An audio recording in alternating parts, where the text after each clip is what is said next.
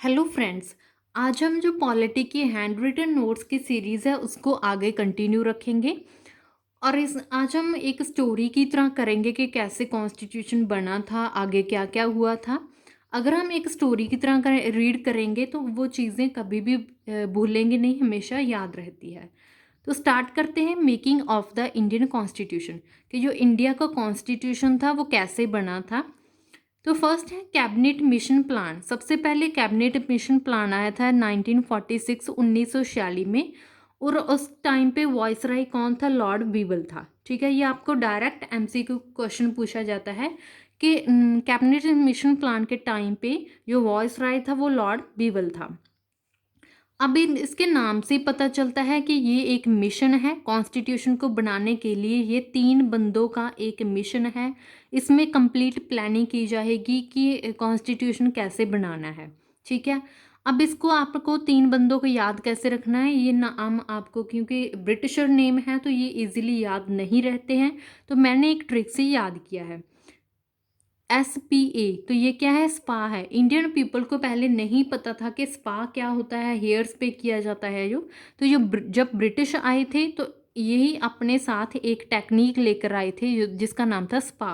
ठीक है, अब इसको हम याद करेंगे। S पे Stafford Cripps, P Patrick Lawrence, AV Alexander. ठीक है, तो ये 3 बंदे थे जिनका मिशन था कॉन्स्टिट्यूशन को बनाने का, और इस टाइम पे वॉइसराय लॉर्ड बीवल थे। ठीक है, आगे चलते हैं कॉन्स्टिट्यूएंट असेंबली।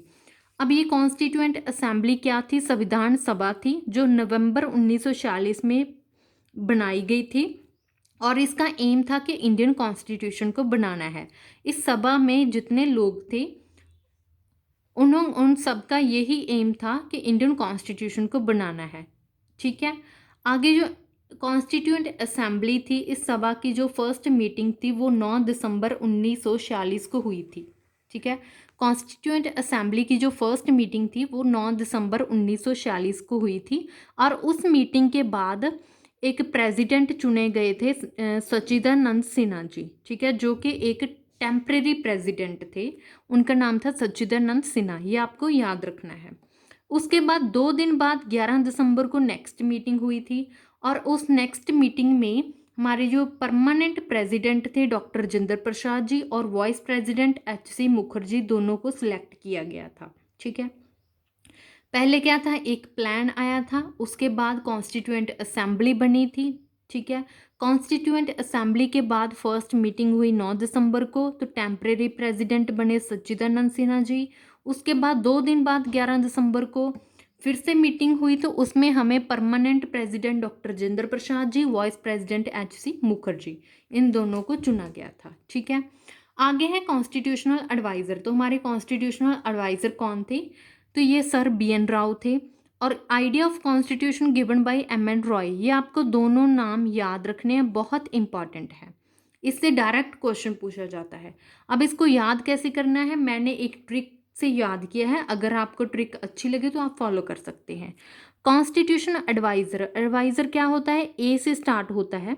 ठीक है, और BN राव जो B से स्टार्ट होता है, तो इन दोनों को मिलाकर क्या बन गया? AB। ठीक है, आप इससे याद कर सकते हैं AB के एडवाइज़र कौन थे? BN राव थे।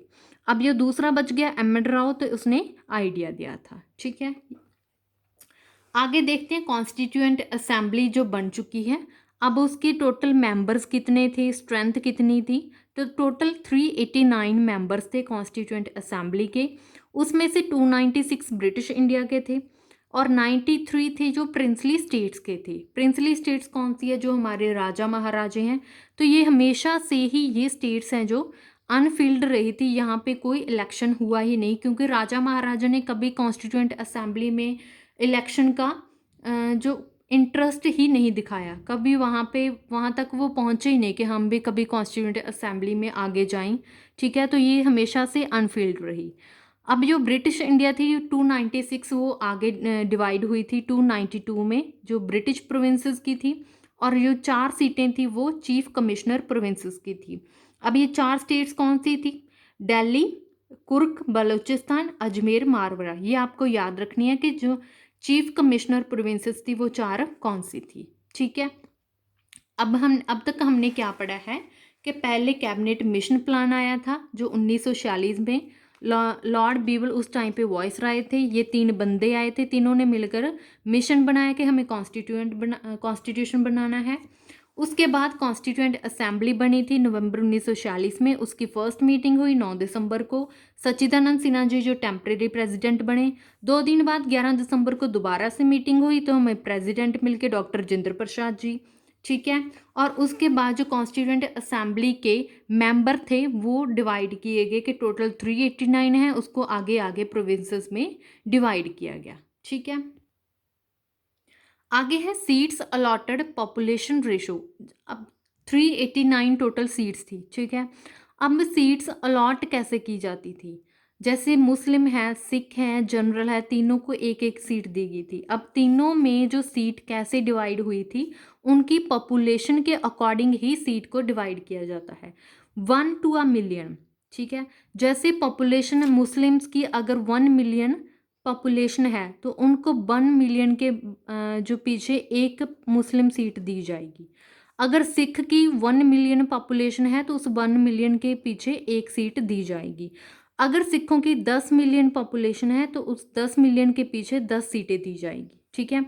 मीन्स 1 मिलियन के लिए एक सीट मिलेगी। अगर आपका 10 मिलियन है तो उसके पीछे आपको 10 सीटें मिलेंगी। ये आपको याद रखना है कि 1 मिलियन के लिए 1 सीट मिलेगी। और ये सीटें मुस्लिम, सिख और जनरल को दी गई थी, ठीक है। अब सीटें डिवाइड कर दी तो वोटिंग का मेथड क्या था कि वोट्स कैसे होगी, तो ये वोटिंग का मेथड था सिंगल ट्रांसफरेबल वोट, ठीक है। ये इंपॉर्टेंट है, पूछ सकते हैं डायरेक्ट क्वेश्चन कि वोटिंग का मेथड क्या था, single transferable vote. Single transferable vote क्या होता है कि आपको प्रायोरिटी के हिसाब से वोटिंग देनी होती है, ठीक है। आगे चलते हैं, ड्यूरेशन ऑफ कॉन्स्टिट्यूशन का ड्यूरेशन क्या था, कितने टाइम में तैयार हुआ था, ये 2 साल 11 महीने 18 दिन में कॉन्स्टिट्यूशन बनकर तैयार हो गया था।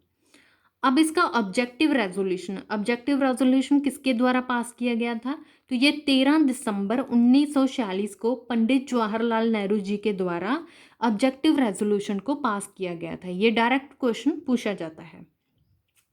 कुछ अदर फैक्ट्स हैं जो याद करने ज़्यादा इंपॉर्टेंट नहीं है लेकिन आप कर सकते हो। नेशनल फ्लैग जो 22 जुलाई 1947 को अडॉप्ट किया था। नेशनल एंथम 24 जनवरी 1950 को। नेशनल सॉन्ग 24 जनवरी 1950 को। ये दोनों एक ही दिन अडॉप्ट किए थे और नेशनल फ्लैग 1947 में किया था, ठीक है। अब कॉन्स्टिट्यूशन को पास कैसे किया गया था, 26 नवंबर 1949 को कॉन्स्टिट्यूशन को पास किया गया था, ठीक है। लास्ट सेशन था जो कॉन्स्टिट्यूशन असेंबली की जो मीटिंग्स हो रही थी, उन मीटिंग्स का जो लास्ट सेशन था वो 24 जनवरी 1950 को हुआ था, ठीक है। और 26 नवंबर 1949 को कॉन्स्टिट्यूशन है जो पास हो चुका था। और उसके बाद जो कॉन्स्टिट्यूशन असेंबली की लास्ट सेशन 24 जनवरी 1950 को हुआ था। अब ये 1950 के टाइम का कॉन्स्टिट्यूशन था और ये अब टुडे इस टाइम का जो कॉन्स्टिट्यूशन है उसमें क्या डिफरेंस है। पहले तो पार्ट्स देख सकते हैं कि 1950 के टाइम पे कॉन्स्टिट्यूशन में 22 पार्ट थे और अब 25 पार्ट हैं। उस टाइम पे आर्टिकल 395 थे और अब 448 हैं। शेड्यूल हैं जो 8 थे और अब 12 शेड्यूल हैं, ठीक है। ये आपको याद रखने हैं क्योंकि यहाँ से डायरेक्ट स्टैटिक क्वेश्चन बनता है। आगे है 26 जनवरी 1950। अब ये था कि 26 जनवरी 1950 को ही क्यों चूज़ किया गया। फर्स्ट क्या है कि 26 जनवरी 1950 को कॉन्स्टिट्यूशन केम इनटू फोर्स, तो 26 जनवरी 1950 को जो कॉन्स्टिट्यूशन था वो फोर्स में आया था, ठीक है। अब 26 जनवरी 1950 को ही क्यों फोर्स में आया था, ये क्वेश्चन है। तो इससे एक रिलेटिव है कि 26 जनवरी 1930 को पूर्ण स्वराज का आइडिया जो पास किया गया था लाहौर सेशन में, तो इसीलिए 26 जनवरी का दिन था जो चूज़ किया गया था कि इसी दिन हम कॉन्स्टिट्यूशन को फोर्स में लाएंगे, ठीक है। तो ये आज का हमारा लेक्चर था जिसमें हमने कॉन्स्टिट्यूशन को पूरा डिस्कस किया है कि कॉन्स्टिट्यूशन कैसे बना था। सबसे पहले जो कॉन्स्टिट्यूशन को तैयार करने के लिए एक प्लान आया था, मिशन प्लान आया था, उसके बाद कॉन्स्टिट्यूएंट असेंबली बनी थी, फिर हमने सीट्स अलॉट की थी, ऑब्जेक्टिव रेजोल्यूशन आया था जो पंडित जवाहरलाल नेहरू जी के द्वारा कॉन्स्टिट्यूशन को पास किया गया था, उसमें कितने आर्टिकल, शेड्यूल और पार्ट्स थे, ये हमने सब कुछ आज कॉन्स्टिट्यूशन के बारे में डिस्कस किया था। आगे हम डिटेल में जो आगे आने वाली वीडियोस में हम डिटेल में पॉलिटी को डिस्कस करेंगे। अगर आपको मेरी वीडियो अच्छी लगती है तो please like share and subscribe my YouTube channel. Thank you.